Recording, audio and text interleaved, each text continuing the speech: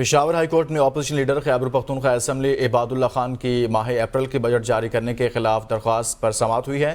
Justice اعجاز انور نے کہا کہ اس پر ایڈوکیٹ جنرل کو نوٹس کرتے ہیں۔ عدالت مزید سماعت 2 مئی تک کے لیے ملتوی کرتے ہوئے ایڈوکیٹ جنرل سے جواب طلب کر لیا ہے۔ آپ کو بتائیں کہ اس متعلق سماعت ہوئی ہے اور باقاعدہ طور پر اب جواب بھی طلب کر لیا۔ پشاور ہائی کورٹ میں عباد اللہ خان کی ماہ اپریل کے بجٹ جاری کرنے کے حوالے سے عدالت مزید سماعت 2 مئی تک ملتوی کرتے ہوئے ایڈوکیٹ جنرل سے جواب طلب کر لیا ہے۔ محمد طیب اس متعلق تفصیلات دیں گے۔ طیب، سماعت ہوئی ہے، مکمل احوال بتائیے گا۔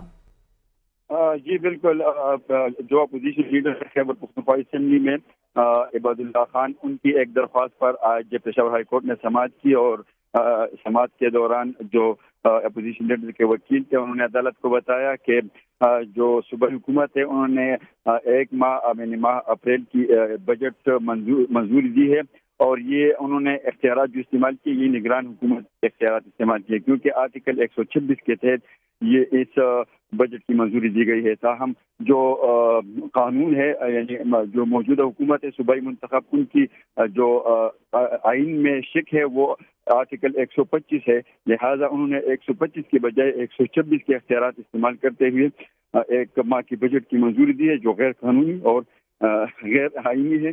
لہذا اس جو بجٹ ہے اس کو لیگل قرار دیا جائے، اور اس کے استعمال جو فنڈ استعمال ہو رہے ہیں اس کو غیر قانونی قرار دیا جائے۔ عدالت نے اس دلائل مکمل ہونے کے بعد بہت شکریہ محمد طیب، آپ تفصیلاً بتا رہے تھے۔